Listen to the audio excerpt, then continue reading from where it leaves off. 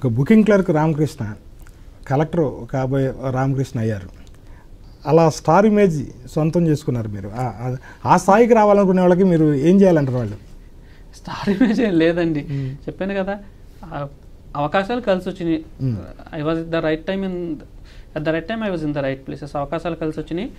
కొంచెం నాకున్న జ్ఞాపక శక్తి కానివ్వండి, విశ్లేషణాత్మక శక్తి కానివ్వండి, అది హెల్ప్ అయింది.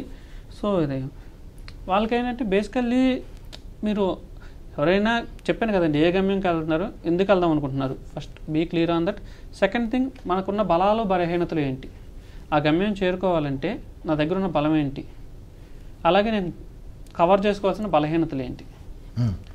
సపోజ్ ఇక్కడి నుంచి ఏదో దూర ప్రయాణం వెళ్తున్నారండి, నా దగ్గర ఒక వెహికల్ ఉంది, బలం, వెహికల్ మీద వెళ్ళిపోవచ్చు ఫాస్ట్గా, 2 వీలర్ ఉంది.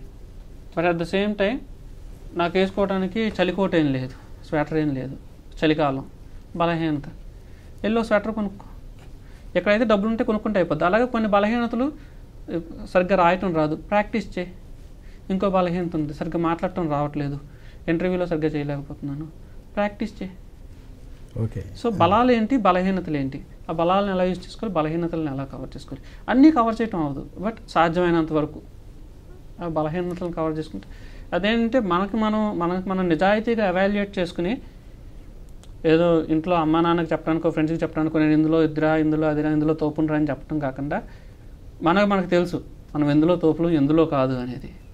అట్లీస్ట్ మనం తెలిసినప్పుడు కరెక్ట్గా మనం దాన్ని అనలైజ్ చేసుకుని మనతో మనం నిజాయితీగా ఉంటాం ముందుకెళ్తే ఏది అంత కష్టం కాదండి. ఓకే.